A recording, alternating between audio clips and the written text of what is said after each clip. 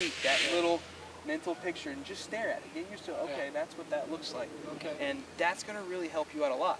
The tee thing I think helps too because you'll get to visually see that tee sitting in front of your ball. So when you're out at the driving range, one of the practice things I want you to definitely do is have a tee there. And if you're on the golf course, what I want you to do is the same thing. I want you to kind of stand behind your ball with a tee and say, okay, here's my line. I'm going to draw my line right down to just in front of the ball. And I want you to go up there and set that tee just to the right of that.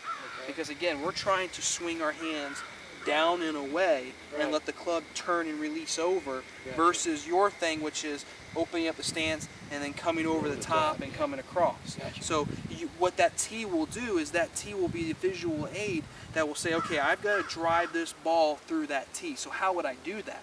You're going to all of a sudden notice that your stance is going to square up because you're going to try to put your body in position to hit that shot.